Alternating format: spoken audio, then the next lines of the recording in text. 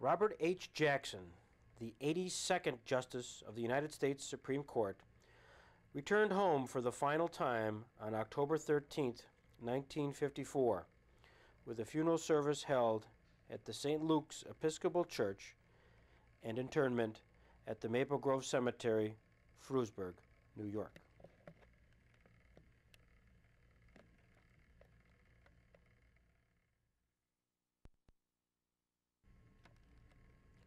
On October 10th, the residents of Chautauqua and Warren County woke up to the news of the passage of their most preeminent citizen, Robert H. Jackson, on October 9th, 1954, in Washington, D.C., of an apparent heart attack.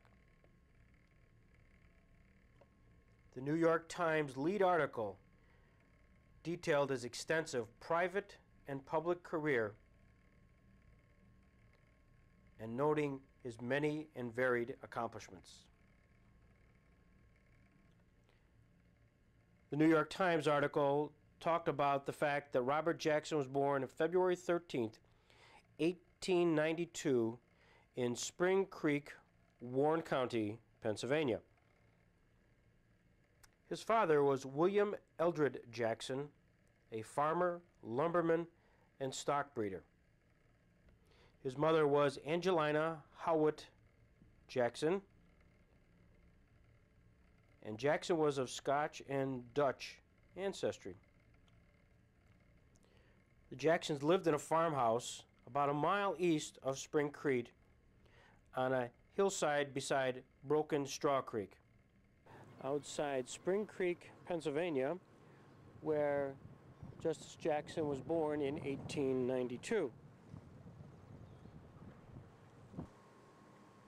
Outside the area where his family farm was in Spring Creek is this Pennsylvania Historical and Museum Commission plaque, which was erected in 1997, which indicates Jackson as a lawyer and jurist, chief U.S. prosecutor, Nuremberg War crimes trials in Germany after World War II, Associate Justice, U.S. Supreme Court, 1941 to 1954, noted for his defense of civil liberties, served in President Franklin D. Roosevelt's administration starting in 1934, U.S. Solicitor General, 1938 to 1939, and Attorney General, 1940 to 1941.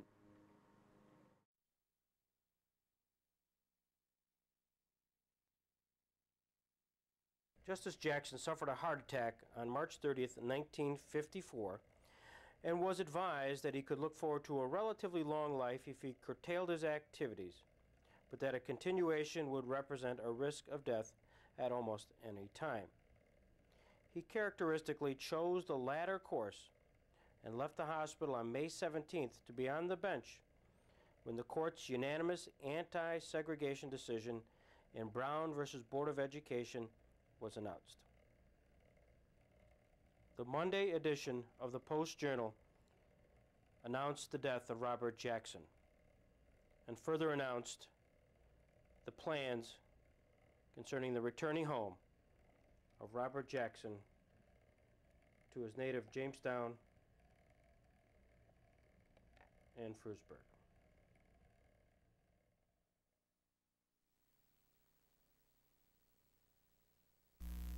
1954, he dies. The Supreme Court comes back to Jamestown for the memorial. Were you part of that process? I was president of the bar at that time. So theoretically, I was in charge of a lot of the stuff that went on in connection with that funeral and about greeting the Supreme Court justices and organizing a lunch arrangement following the funeral, which I did, and it was held at Moonbrook. And the one thing that I'd forgotten to tell the manager up there was to fly the flag at half-mast, and he preempted my my fault by not thinking about it. He took care of it. He had it at half-mast when we drove up to the club to have our lunch. And there was a guest book there which we insisted on all of the judges signing just as a record for Moonbrook. Yeah. And somehow or another, that just got stolen, I think. It was stored someplace on the premises, and somebody just went off and took it. But that was helping me was Ernie Leet, who was the chief usher at the Episcopal Church, the St. Luke's Church, and Marion Fisher, who said to me, "You're too young to know what this is all about." You know, and I know all about protocol and what to do and so forth, and so I will be your co-chairman. You know, it was self-appointed situation, which was fine with me because he did know more about some of that than I'll ever know. Sure. But he was helpful. A private car that was parked on the site of the old Erie Railroad Station. That had been switched up here off of various lines and everything, Pennsylvania, and then up here, so it was right into Jamestown. Yeah. Private car. All of they had the chief. What do they call the man that's the marshal? Is he's Marshall. Yeah. Yeah, well, he was there, and he whenever he spoke to Warner about him, he referred to him as the chief. You know? Yeah.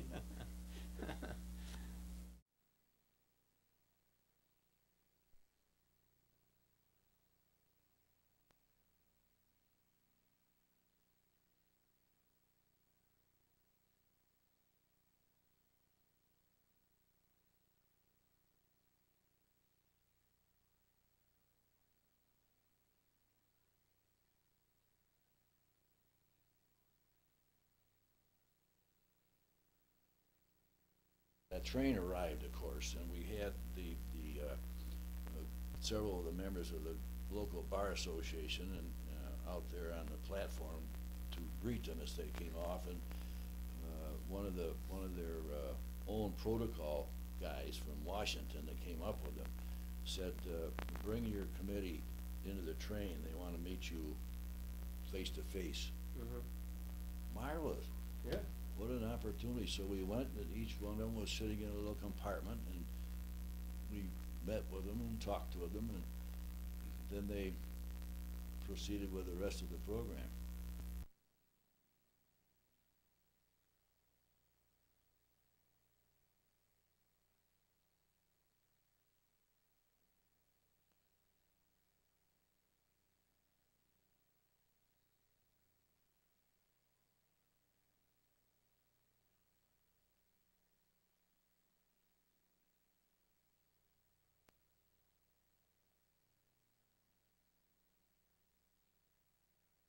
A photo of the 8 justices. This Jamestown picture shows from left to right Sherman Minton, Stanley Reed, Thomas Clark, Hugo Black. In the center of the Erie and Pennsylvania Railroad car, Chief Judge Earl Warren, Harold Burton, Felix Frankfurter, and William O. Douglas.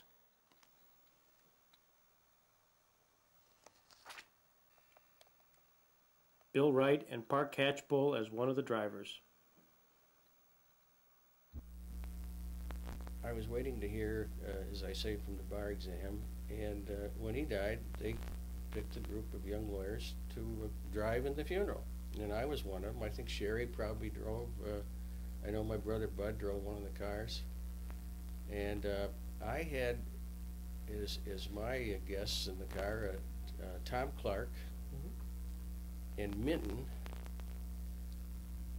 and I think Burton. I think there was a Judge Burton, if I'm not mistaken.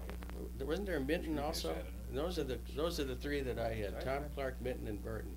Real nice guys. Tom Clark was, I think he was a former Attorney General, if I'm not mistaken, and he was the friendliest of all of them, you know. And we got to talking. I told him that I had recently taken the bar exam, and of course he wished me luck and all of that, and said, "You know, you ought to come down and be sworn in before the Supreme Court when you get admitted." And I said, "Yeah, I would do that, you know." But and I did, but it was much later. I think it was the early '60s. I went down, And of course, the whole court had changed by that time. In that process? Well, I got involved in it because of Lester Berglund. The discussion was that they wanted various people to drive the justices, the remaining 8 justices, around the lake and so forth. And Lester had a Cadillac at that time, and so he said, would you like to drive? And I ended up driving Felix Frankfurter and Judge Ottaway, and trying to think of the lawyer who used to be down the Fenton building, Ernest Cockcroft. Yeah.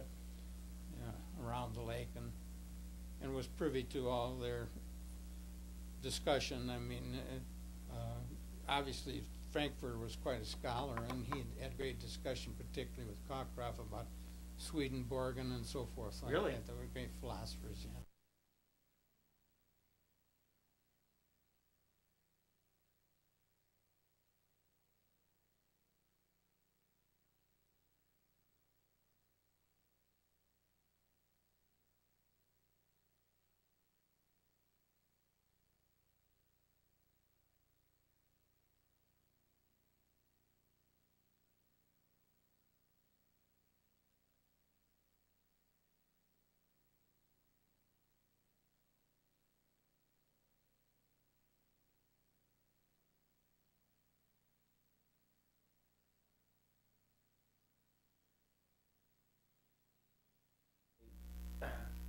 They arrive in the Jamestown station, and from there you greet them, and then did you take them separately up to the church service? Mm-hmm. We had a little fleet of cars of guys that were willing to do that job. I suppose you didn't Willing, that were eager. I was going to say, Yeah. not a problem. Yeah. Yeah. And I remember I rode in a car with Judge Warren, the Chief Judge. Earl Warren.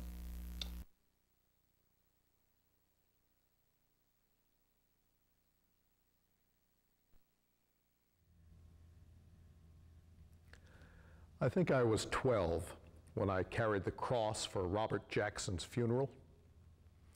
Now I'm near 60. I live a continent away from Jamestown.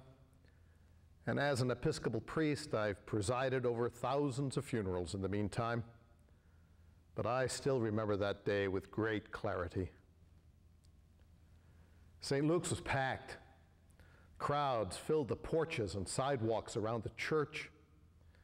In a town seldom disturbed by celebrity, a solemn excitement prevailed. My dad, George O'Prey, was the rector at St. Luke's at the time, and he presided at the service, assisted by Bishop Scaife and other clergy. Dad asked me to be the acolyte. That meant lighting the candles and escorting the guests and leading the procession with the cross. It was, for a 12-year-old, a big moment. Arriving on the side door of St. Luke's Church. I had just finished lighting the candles and went back to the sacristy where the clergy gathered before the service, and there was Governor Thomas Dewey. His escort had brought him in the back way to avoid the crowds out front. Dad proudly introduced me to the governor, and he shook my hand, not like a campaigner, but in a way that made a boy feel very important. "Will you show me to my seat, young man?" he said. "Yes, sir. Please follow me." I led him to the front pews where the Supreme Court justices were already seated. And as we arrived, Justice Warren, whom I had already escorted, stood up not so much to greet the governor, but to fumble for something in his pocket. And he reached out and grasped my hand, and he put a beautifully scalloped, exotic foreign coin in it. And he said, "I always carry this with me, but I want you to have it." And then he scribbled his name on his business card, and he said, "This will help you remember where it came from." I didn't know it at the time, but I'm sure that was the beginning of my liberal persuasion about Supreme Court matters.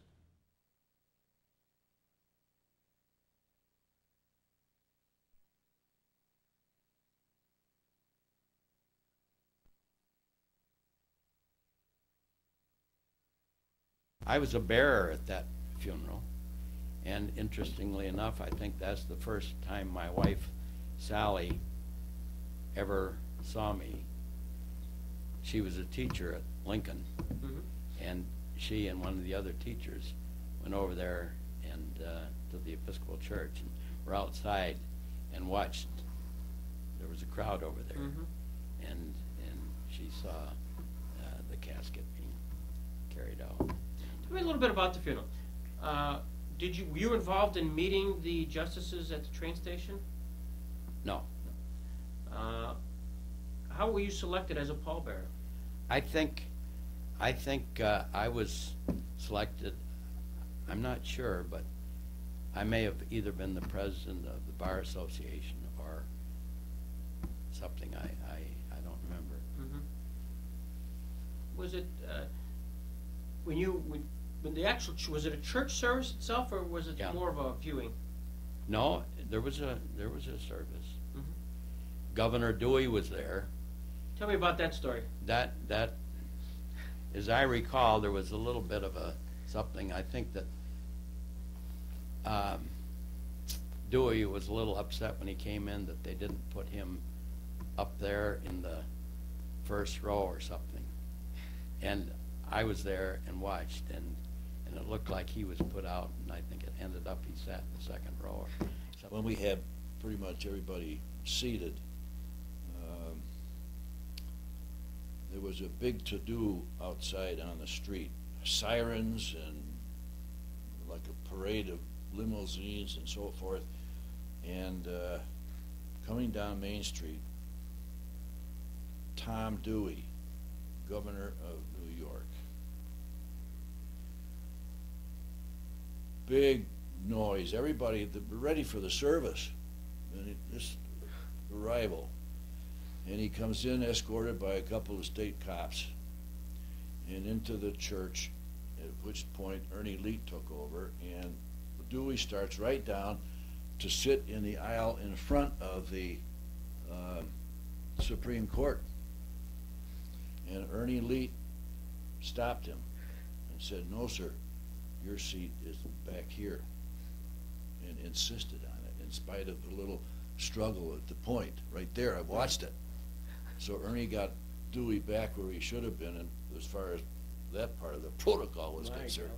But that created a disturbance, and some of the Supreme Court guys looked around behind him, gave him the big frown. That didn't sit too well with them. Yeah. And it was obvious what was going on. But the funeral went off without a hitch. I don't remember much about the service. I led the procession, put the cross in its stand, and then I spent most of the service turning that coin over and over in my hand and thinking about how I had just met the governor.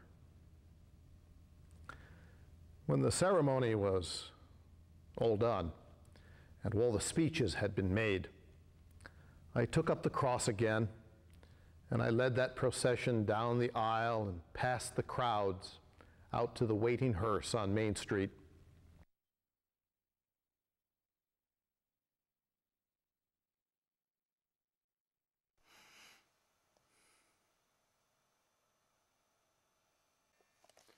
Reverend George O'Prey leading the pallbearers out of the church. A remarkable shot showing the 8 justices as they're leaving. If you look closely, you'll see John Goodell and Bob Booty on the left and Charlie Price on the right. Justices on either side as honorary pallbearers. An indication of the crowd as they're departing St. Luke's Church towards Frewsburg. The remaining 8 justices as they depart for the cemetery.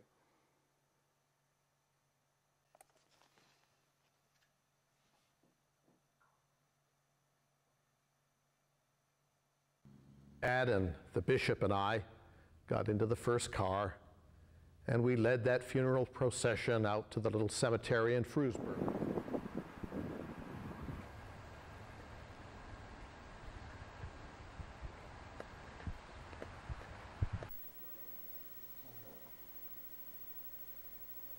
Like for a young lawyer to see all of these judges come here and memorialize the death of Robert Jackson. You know, I never saw him in life. Do you remember much about that particular day? My recollection of the day, that it was a sunny day, and in walking the cemetery, it was so quiet, even though there were crowds of people there. It was a very solemn thing, as you might imagine. But we had to walk, as I recall, a long distance to the grave, and there wasn't much said. And obviously I didn't rub shoulders with the judges. I was still in awe of being in that group.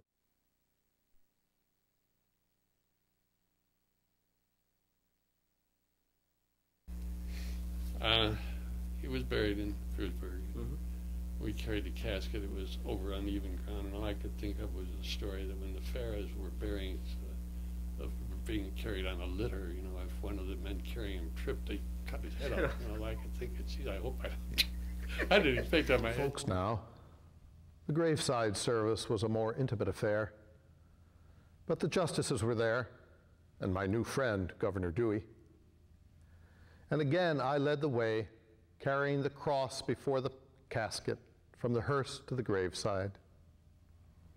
I stood silently with all the others while my dad intoned the words that remind us celebrity and non-celebrity, governor and young boy, world leader and simple local folks, finally we're all the same, earth to earth, ashes to ashes, dust to dust.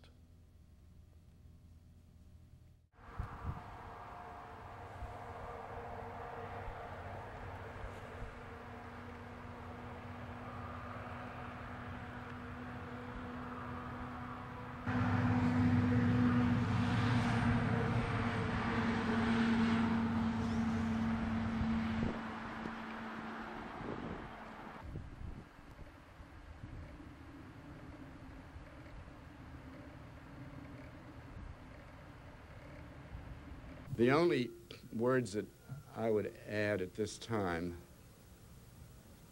are those which are inscribed on my father's tombstone at Frewsburg. After reciting his various public positions, from Solicitor General to Chief Prosecutor of the Nazi war criminals, the following words are engraved.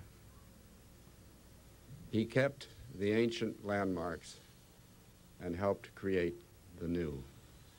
Thank you. There are many editorials. The Jamestown Post-Journal of October 11th, 1954 stated, "The nation mourns a great statesman and jurist in the death on Saturday of Justice Robert H. Jackson of the United States Supreme Court. But we in Jamestown, who have had the privilege to call him friend and neighbor, feel an even deeper grief and loss in the death of Bob Jackson. He was no less the great statesman and jurist to us, but even more, he was a man of homely character, true sincerity, wonderful friendliness, and honest humility." On that same day in Washington, Chief Justice Earl Warren made these remarks at the opening of the session of court. After doing so, in respect to his memory, the court adjourned until Thursday, October 14th.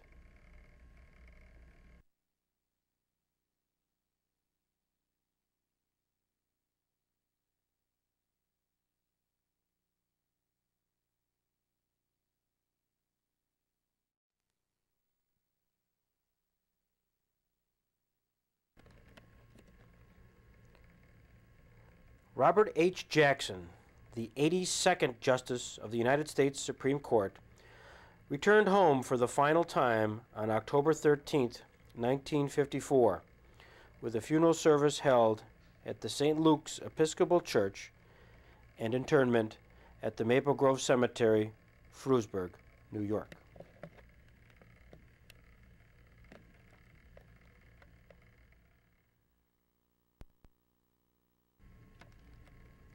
On October 10th, the residents of Chautauqua and Warren County woke up to the news of the passage of their most preeminent citizen, Robert H. Jackson, on October 9th, 1954, in Washington, D.C., of an apparent heart attack.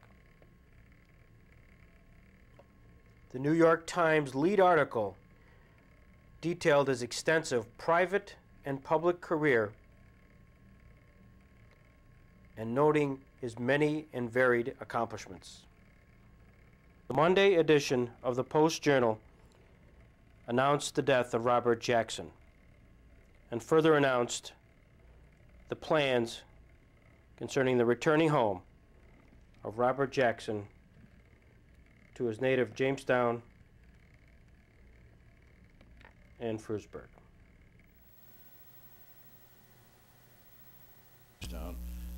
Their train was pulled up at the station, their private cars, and we finished In Jamestown? Yeah, we finished the trip around the lake and got them back on the train, and off they went. But when they arrived, that train arrived, of course, and we had several of the members of the local bar association and out there on the platform to greet them as they came off. And one of their own protocol guys from Washington that came up with them said, bring your committee into the train. They want to meet you face to face. Marvelous. Yeah. What an opportunity. So we went, and each one of them was sitting in a little compartment, and we met with them and talked with them, and then they proceeded with the rest of the program. So from there, they arrived in the Jamestown station, and from there you greet them, and then did you take them separately up to the church service? Mm-hmm. We had a little fleet of cars of guys that were willing to do that job. I suppose you didn't That were eager. I was going to say, Yeah. not a problem then. Yeah. Yeah. And I remember I rode in a car with Judge Warren, the Chief Judge. Earl Warren.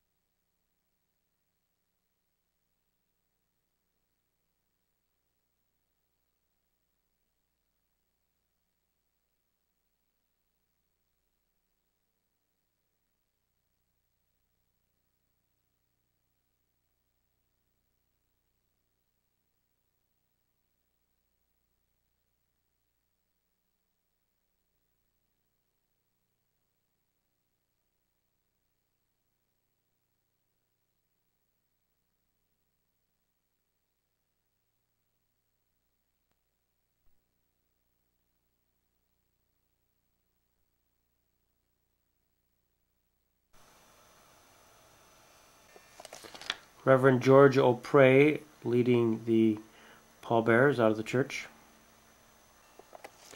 A remarkable shot showing the 8 justices as they're leaving. If If you look closely, you'll see John Goodell and Bob Booty on the left and Charlie Price on the right. Justices on either side as honorary pallbearers. An indication of the crowd as they're departing St. Luke's Church towards Frewsburg. The remaining 8 justices as they depart for the cemetery.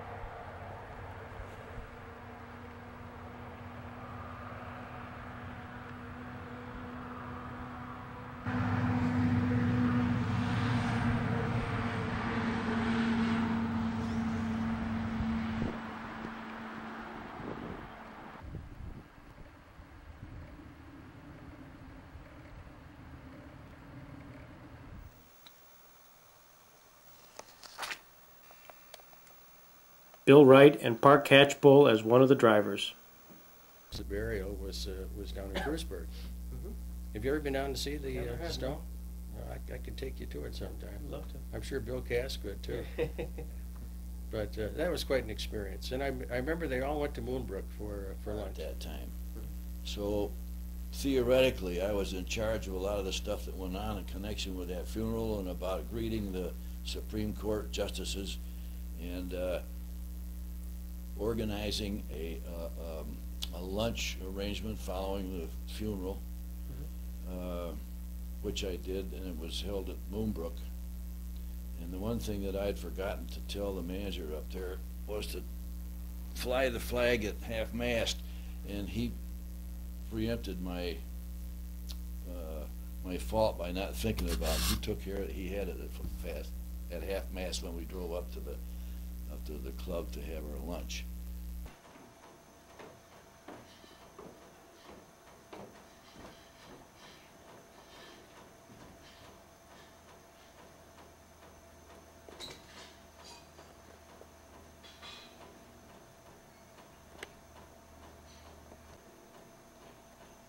Here's the location, Moonbrook Country Club, where a luncheon occurred after the interment service at Frewsburg Cemetery. And here are the stories of those who participated in that extraordinary luncheon with the 8 justices of the Supreme Court.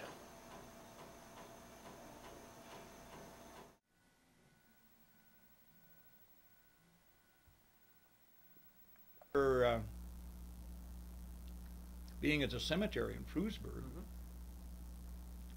and I was at the luncheon at Moonbrook, and I was glad to be able to see all the justices again.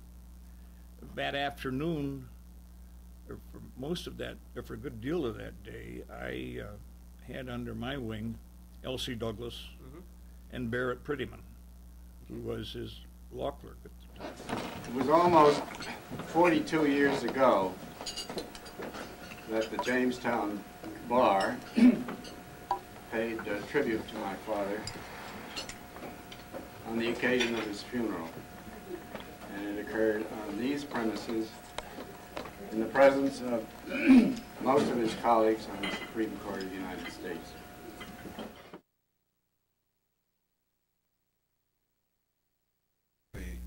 Jamestown Bar Association, and I believe that the Bar Association attended the funeral at St. Luke's Church as a body, but I did not attend that. I don't remember why I didn't, but I didn't. But the Bar Association also was having a luncheon for the justices at Moonbrook, and I was going to attend that. So before the funeral ended, this ceremony, and I don't remember whether they went to the cemetery after that, but in any event, incidentally, there was a huge crowd around St. Luke's Church. The Governor Dewey was there, and course, other high officials, I don't remember who. But anyhow, I went up to Moonbrook to await the luncheon. And I was the only person there, I mean, when I arrived. And I was alone for quite some time, but that was all right. I was just waiting for the action. And then the door of Moonbrook opened, and in walked this big guy who I recognized immediately, and he came right up to me, since I was the only one there, and stuck his hand out and said, "Hello, I'm Earl Warren." And Wow. of course I knew he was Earl Warren, but I don't recall what I said other than maybe a polite, "I'm glad to meet you." I was probably so flustered I didn't know what to do. But then immediately following him, the whole crowd came in, lawyers, the members of the Bar Association, and the court. And Bill probably remembers this too. Each member of the court sort of found his own area of the space, and a little crowd would gather around each member of the court, who would be sort of holding court informally there.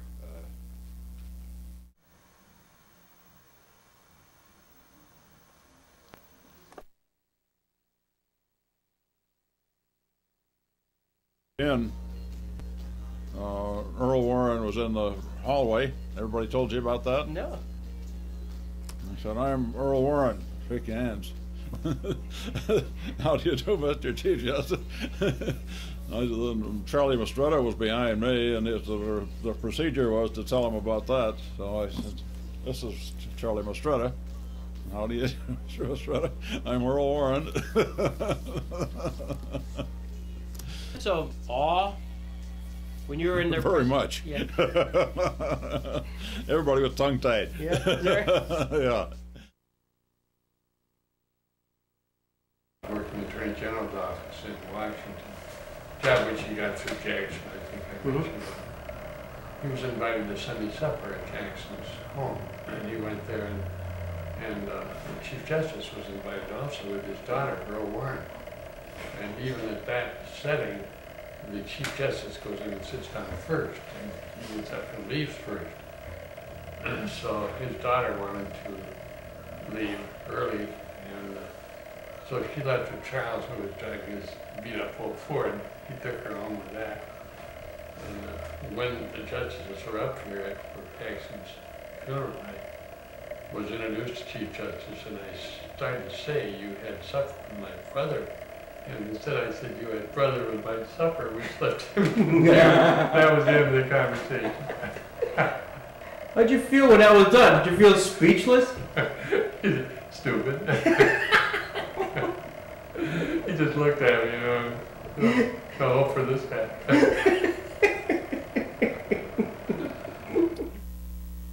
Problem that I had was that all these guys who were justices of the peace or VIPs in the townships in Chautauqua County and around got a hold of me and wanted to sit at one of the tables at Moonbrook with one of the judges. Well, I had set up tables so that everybody knew where they were going, and somebody at the club to tell them where they were going to sit and so forth, so we didn't have a battle over it and people grabbing the same chair and so on. We got that taken care of. But If you with him? no, they didn't go for that. You know, and we were cautioned about that too. It wasn't a photo op for anybody. Yeah. It wasn't meant to be. Yeah. And we didn't want to turn it into a publicity circus or a look who I'm standing with type thing. That would be my attitude anyway, and Marion Fisher thought that was the way it should be, to keep it subdued and just play it right instead of making exercise out of it, which nobody did. All the justices didn't get there at the same time, as I recall. But I think everyone had the opportunity, that is the bar, Right. local bar, to meet all the justices. And there was a cocktail hour. And the one thing I remember, a few of us were talking to we were standing up, and a few of us were talking to one of the justices, and I forget who that was. And one of us noticed that his glass was empty, and asked him if he'd like to have another cocktail. And he says, well, you've got to ask the chief, meaning they better check with Earl Warren to find out whether the deal was that they were to have 2 cocktails or just 1. No kidding. And he was in charge. There was no question about that. I remember particularly a group, there were 2 justices who had particularly large or interested groups. One was Frankfurter, who I agree with you, I recall is a very short Heavy guy, set guy. heavy set sort of guy. Yeah, yeah. In fact, I since then, when I learned that he and Dean Atchison used to walk to work every day when Dean Atchison was Secretary of State, and I guess they both lived in Georgetown or something, and they would almost daily walk to work, and I could just picture little Felix Frankfurter with Dean Atchison, who I was a lot taller, yeah. I don't know what their conversations were, but they must have been interesting. Anyway, Frankfurter had a particularly, I think, large and attentive group around him, and Douglas also had quite a large group. As you know, we were spread around, and there were, I suppose, 8 tables with a justice at each table. And Justice Black was at the table I was seated at. And you asked about him, and all I can say was I don't remember anything about the conversation other than he told a couple of stories. He was a great storyteller, and he was a very charming and courteous man. I had been a little shocked at the time of his appointment because of his lack of judicial experience. And of course, as anti-Rooseveltian, I was not particularly impressed with him, but he, of course, turned out to be a great justice, even though you didn't always agree with his opinions. The date? Oh, yeah. Oh, yeah. During the lunch, they were spread out one at a table or something as far as they went. Did you sit with any of the justices? Black. Black? Yeah. He was no fan of Jackson's, was he? No, but he was very charitable at that lunch. He said that there was quite a difference in Jackson after he had his heart attack.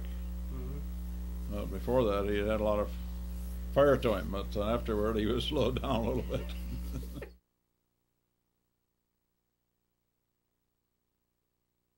I could not conceive of, well, when Hugo Black was appointed, I could not conceive of such a terrible thing, because Hugo Black, as you may well recall, was a ward healer down in Alabama or somewhere, and a former member of the Ku Klux Klan, and I think he served as municipal judge for a short period of time, and that was his background. And then when Roosevelt appointed, then he was elected to Congress, and then Roosevelt appointed him because he wanted some New Dealers, people who would support him and that would do as he wanted, not necessarily guys of real strong opinions, but would go along with him. And he was appointed, and there was a big controversy. The guy isn't qualified, and I think Frankfurter was on the court at the time, a constitutional law professor in Harvard or something, and so on and so forth, and a brain, and it just didn't make sense that they would appoint this dumb ward healer from somewhere. And they tell me, I don't know whether this is true or not, but I believe it, that Hugo Black, after a bitter fight was confirmed and went on the bench, and he went to Frankfurter and said, you know, I don't know any constitutional law, I haven't had judicial experience, and he said, I understand you're a constitutional law professor from Harvard and so on. He said, how about giving me a course in constitutional law? Did you ever hear this? No. And he said, yeah. He said, I'd be glad to. So Black went to Frankfurter's home. I guess it was in a hotel or something. Or I don't think Frankfurter was married. And so he went over there 2 or 3 nights a week and took a good course in constitutional law from Frankfurter.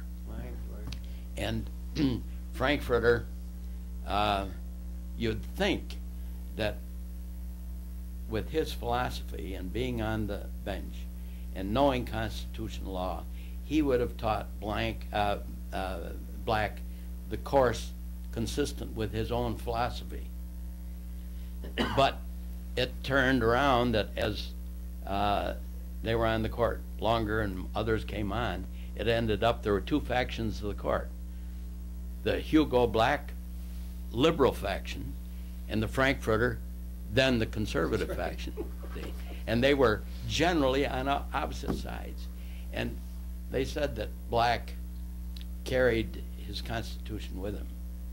He did. I know it. Really? Because I sat at the table with him.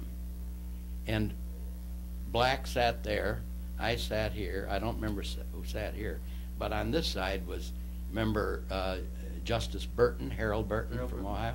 He sat here. And he was a down-to-earth guy, but Black, he was talking high constitutional stuff there. See? This was at Jackson's. This was at Jackson's funeral, yeah. And this was out at Moonbrook. And I was so impressed with Black. I could not believe that this was the same Black that 15 or 20 years before didn't know what the Constitution was hardly. Yeah. And when he was talking, he said, now for instance, and he pulls out his Constitution, a well-worn, kind of thin, black-covered book. He pulled it out and he said, Article so-and-so says, and he said, let me read it to you. He was talking, everyone started listening to him. See? And he was expounding on that. And then he said, but contrary to this is so-and-so in the Constitution. And those, he went ahead like that. It was just so amazing. Impressive, yeah.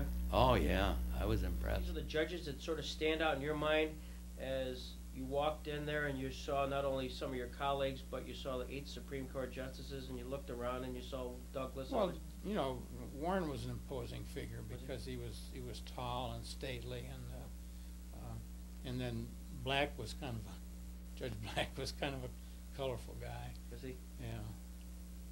I don't. Awed by the fact that you had these justices? Was there a... Well, of course I was. I mean, what the heck? I was in my 30s at that time, and I was impressed, you know. At that time, I was under the illusion that judges were elected and appointed on the basis of merit. I've since learned differently what a part politics play in all that.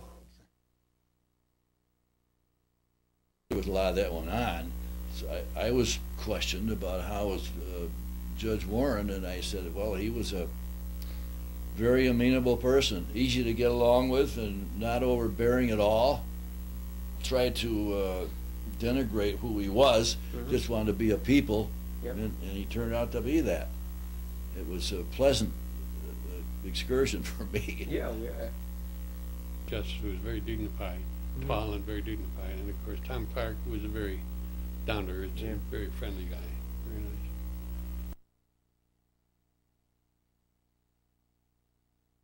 I had as my guests in the car Tom Clark and Minton, and I think Burton. I think there was a Judge Burton, if I'm not mistaken. Wasn't there a Minton also? Those are the 3 that I had: Tom Clark, Minton, and Burton. Real nice guys. Tom Clark was, I think he was a former Attorney General, if I'm not mistaken, and he was the friendliest of all of them, you know. And we got to talking, and I told him that I had recently taken the bar exam, and of course he wished me luck and all of that, and said, you know, you ought to come down and be sworn in before the Supreme Court when you get admitted.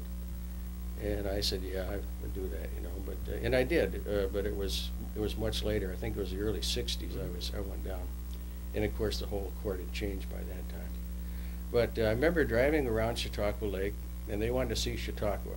And Charlie McCluskey, I believe, was the sheriff at that time. And he led the whole procession in the sheriff's car, and we had all of the justices you know, in a big long line, and drove all through Chautauqua and around the lake and so forth. We rode in a car with Judge Warren, the Chief Judge Earl Warren, and as we drove around the lake, he pointed out to some places, and he said, "Here are these these cottages. Some are big homes along the lake shore." He said, "Is this the way it is all around the lake?" And I said, "Yes, sir, it is." He said, "Are some of these available for rent during the summertime?" I said, "Yes, sir, they are." He said, "I would so much like to come up here during the summertime and spend at least 2 weeks just, you know, enjoying myself and fishing and seeing all this lovely countryside and so forth." And I said, "That can be arranged." So I gave him, I wrote down, I didn't have formal cards, but I wrote down all the information he might have to get in touch with me, and I said, "Just, we don't need a lot of advance notice because you couldn't give it anyway, the schedule you people keep. But I said, if you would let me know a week ahead of time, I'm sure we could find a place for you that would be totally enjoyable for you and your family." Yeah. And I never heard further because apparently he just couldn't get away and do it. But he was thrilled with he didn't believe that it was this pretty around here. That process. Well, I got involved in it because of Lester Berglund. The discussion was that they wanted various people to drive the justices, the remaining 8 justices, around the lake and so forth. And Lester had a Cadillac at that time, and so he said, "Would you like to drive?" And I ended up driving Felix Frankfurter and Judge Ottaway, and trying to think of the lawyer who used to be down the Fenton building, Ernest Cockcroft. Yeah. Around the lake, and was privy to all their discussion. I mean, obviously Frankfurter was quite a scholar, and he had great discussion, particularly with Cockcroft, about Swedenborgen and so forth. Really? They were great philosophers, yeah. Specific spot or back to the train? I think we brought them down to the train, which was, they had a private car that was parked on the site of the old Erie Railroad Station. That had been switched up here off of various lines and everything, Pennsylvania, and then up here, so it was right into Jamestown. Yeah. Private car. And all of they had the chief, what do they call the man that's the marshal is?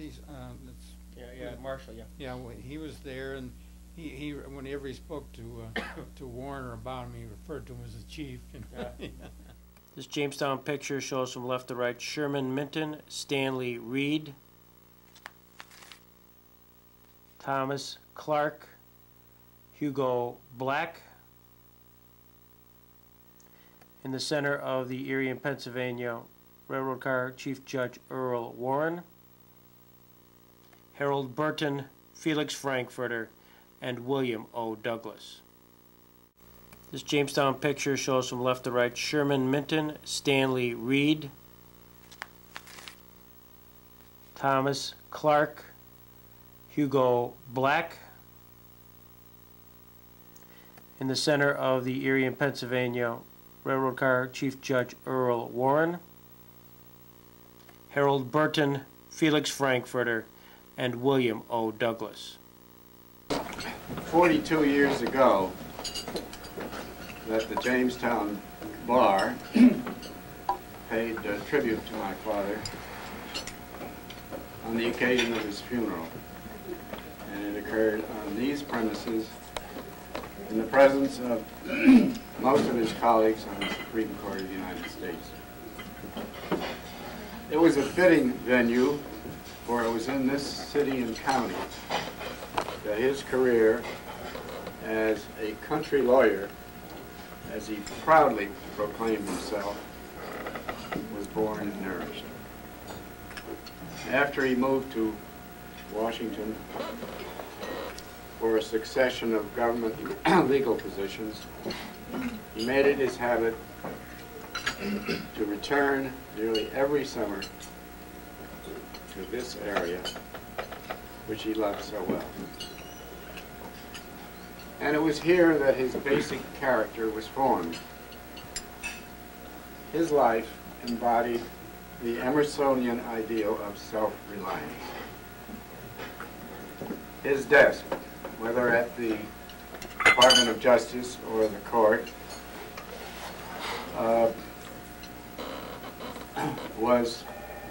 above it was a picture of a man toiling over papers before candlelight with an inscription attributed to Kipling. He travels the fastest who travels alone. His independent spirit was manifested in his representation not only of substantial financial and manufacturing corporations and individuals of substance, but also labor unions, the indigent, and unpopular defendants in criminal cases. His colleague on the court, Felix Frankfurter, who was a sophisticated former law professor, used to taunt my father for what Frankfurter called Jamestown jurisprudence in some of his opinions. But what Frankfurter didn't realize, because he never could have, is that my father's approach was based on an independent, common sense point of view, born of experience with the life and people of a small but progressive and thriving town. While he had no college education and only 1 year of law school, he studied law in his uncle's office in Jamestown. He read widely and avidly, largely the Bible, Shakespeare, and other classics. Self-taught, he was without doubt one of the most educated men among top Washington officials of his time. As a result of this education process and a reflection of his self-reliance, he wrote all of his own stuff, not only opinions as Attorney General, including the famous Lend-Lease Destroyers for Bases opinion, and opinions on the court, but also, as I can attest, because I was there, his widely acclaimed opening and closing statements as American Chief Prosecutor at the trial of major Nazi war criminals in Nuremberg. Certainly he had staff assistance and suggestions, but the end result, after much drafting and redrafting in theme and in content, was his alone. I hope you will forgive me for these remarks, which may seem those of a partisan. It would be difficult for me to speak of him otherwise, for I'm very proud to be his son.